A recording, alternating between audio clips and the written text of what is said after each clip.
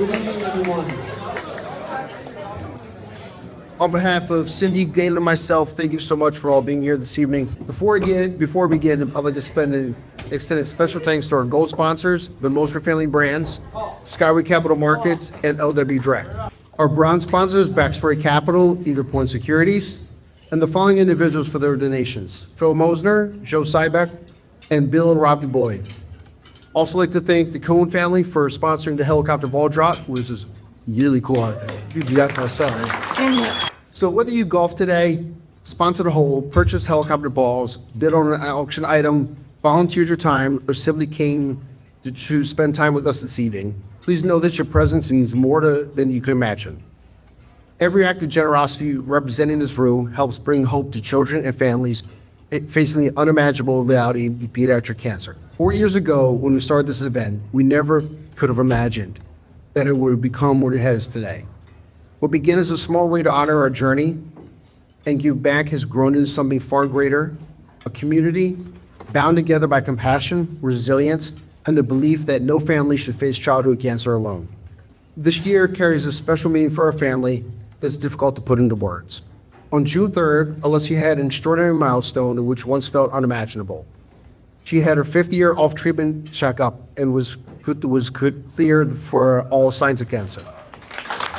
That milestone alone gave us something that during the hardest days felt impossible to count on. Time. More birthdays, more family vacations, more laughter, milestones, and memories that we once feared would never come. When a child is diagnosed with cancer, your relationship with time changes. The moments that people take for granted suddenly become precious. Ordinary days become extraordinary gifts. Today, we are profoundly thankful for those gifts. But our story is more of a reminder that the journey does not end when treatment ends. Many of our therapies that are used to save children today were developed decades ago. They save lives, and for that we are thankful. But too often they leave survivors carrying lifelong burdens, heart disease, infertility, secondary cancers, and emotional and social challenges that can follow them long after they leave the hospital. No child should have to choose between surviving cancer and living a healthy life. That's why our mission continues. At the Navis Foundation, we believe that every child deserves more than survival. They deserve a chance to grow up, to chase their dreams, to fall in love, and to build families. To pursue careers, to live healthy, long, fulfilling lives without paying the price for the treatment that saved them. The funds raised today help support the research of Dr. Michael Ortiz and Memorial Sloan Kettering. And Dr. Ortiz is a pediatric oncologist and researcher dedicated to developing safer, more effective treatments for children with cancer. Treatments that not only save lives, but protect the futures these children deserve. A portion of the funds raised today will be donated to the Pediatric Cancer Foundation, whose mission is to fund groundbreaking research and early phase clinical trials into ending childhood cancer once and for all. Because of this community, more than $300,000 has been raised over the past 3 years to support this effort. That number represents far more than dollars. It represents hope, it represents possibility, it represents families who may one day receive better treatment options, better outcomes, and better futures because people like you chose to care. As you continue to enjoy the evening, bidding on the silent auction, and celebrating friends, I ask you to take a moment to think about the families who are spending tonight very differently. The parents sitting inside hospital beds, the children preparing for another round of treatment, families waiting for scan results, waiting for answers, and praying for more time. We know what that feels like. We know the fear, we know the uncertainty, and we know how powerful hope can be when it feels like something, when everything else is slipping away. Tonight, your generosity becomes more than hope. Because of you, research moves forward. Because of you, new treatments become possible. Because of you, more children will have the chance not only to survive, but to truly live. More families one day hear the words, cancer-free. From the bottom of our hearts, thank you for believing this mission. Thank you for standing beside the families like ours, and thank you for helping create a future where every child diagnosed with cancer has a better chance for life than they do today. It's my pleasure to introduce Dr. Vanya Sebrick from Memorial Sloan Kettering Cancer Center. Dr. Sebrick is a pediatric hematologist oncologist at the MSK Kids team who specializes in research and cares for young people with rare cancers. All right. Good evening, everyone. Thank you all for being here tonight, and thank you for the invitation to speak. I would especially like to thank Cindy and Paul for organizing this event, and I know that events like this do not happen without a tremendous amount of work, and so I'm really grateful to be a part of it tonight. So, my name is Vanya Kabrick, and I'm one of the pediatric oncologists, and I'm a physician scientist, and I work at Memorial Sloan Kettering Cancer Center. And I work alongside a clinical team called the Rare Services Team, and where I work with Dr. Gladebender, Dr. Michael Ortiz, who we heard about, as well as Talia, our amazing nurse practitioner, who's here with me tonight. And these names may be familiar to some of you. Our team cares for children and adolescents with rare pediatric cancers. And while taking care of patients and their families is the most meaningful part of my job, where I spend the majority of my time right now is actually in the laboratory, where I work under the mentorship of a brilliant immunologist called Dr. Chrissy Brown. And if you'll bear with me, I just want to tell you a little bit about the research that I do, because it excites me. So at the heart of my research is really one simple question, and that is, how do pediatric cancers escape the immune system? And so the research that I do focuses on understanding what's unique about the developing pediatric immune system.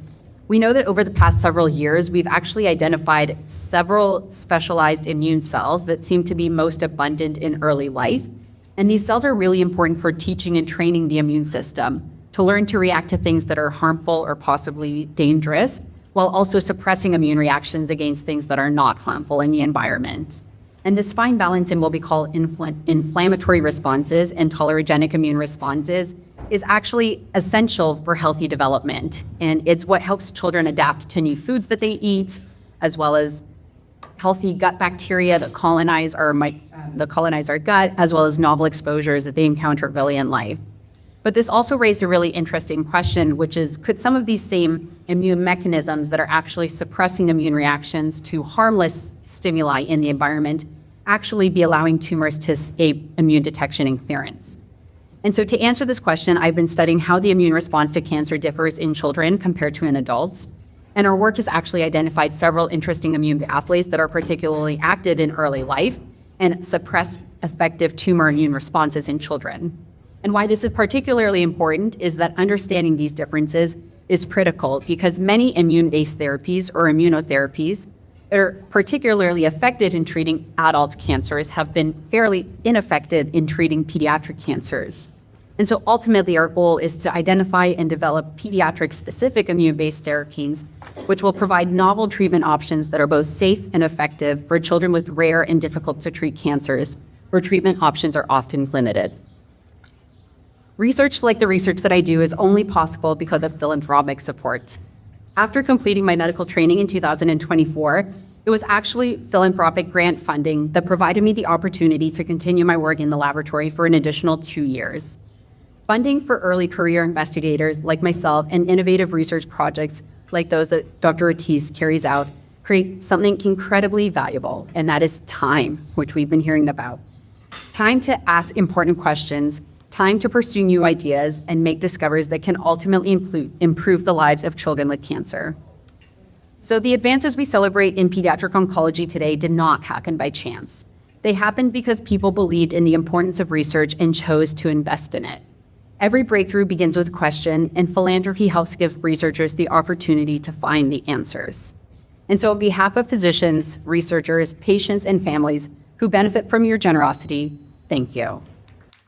And the next speaker is Cindy Campbell. Thanks so much. My name is Cindy Campbell, and I am a pediatric cancer research advocate for over a decade since my son lost his life to a brain tumor, and he's 5 years old. I just want to first start by saying, thank you so much to Cindy and Paul for hosting this incredible event. The pediatric cancer community is so inspiring to me because as a bereaved parent, we are an army, right, of these bereaved parents that want to drive change and that want to make things better and change outcomes for kids like ours, the things that our children didn't have. But then there's also these incredible families that are grateful for the outcomes that they had and that they give back like this. So for having all of you here to support Cindy and Paul in all of this, it's just really important, and we're really grateful for that. So my son Ty, he was 2.5 years old when he was diagnosed, and he was sick for 2.5 years. I think about that a lot because he spent half of his life feeling horrible. And you think about like when you have, if you've ever had a migraine or the flu and the worst time you've been sick in the last 5 years and how horrible you felt. Anytime that happens to me, I think about him, and I think that half of his life felt like that. And he was so little. We called him Super Ty because he was 3 years old and he loved superheroes. So you try to give him this perspective and you try to encourage him. And we had all of kids like that, Lion-Hearted Leo and, Amazing Azen and things like that because you want to encourage them. But I felt like I was constantly saying, everything's going to be okay and you're so super and you're going to beat this. And he didn't. And every day was really, really hard. It was a disservice, right? Like he was this little boy that was suffering so much. And I felt like there were these incredible things happening in the cancer landscape that just weren't available to him. And it was so confusing to me, like, why is pediatrics last? Why are the kids having these toxic therapies, right? They're these adult hand-me-down agents that can really hurt them. They're not designed for children. They're not designed for these little developing bodies. And they're not thinking about the future and worrying about what is this going to mean for my son or my daughter 10 years from now, because they had to have chemotherapy at 2 years old. My son had radiation, he was 3.5 years old. So we need to change that. We need to treat children like children. We're getting there, but I've been doing this for over a decade. And I can tell you that the landscape is changing because of families, because of family-founded nonprofits, because of communities, because it's not changing with these giant initiatives. Pharmaceutical companies do not fund pediatric cancer because there is zero profit in small, rare diseases, that you can't make a drug for a cancer that affects 500 kids and make a profit. There is no funding coming from these regular streams that support all of these other larger cancer research initiatives that drive change faster. So every one of you today is helping accelerate change for the kids.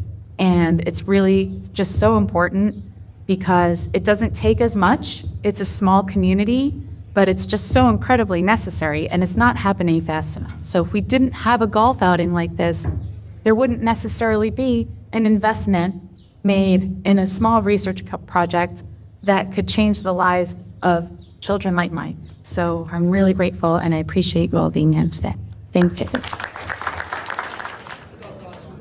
In closing, I just want to give everyone here a little bit of a clue into who Paul and Cindy are.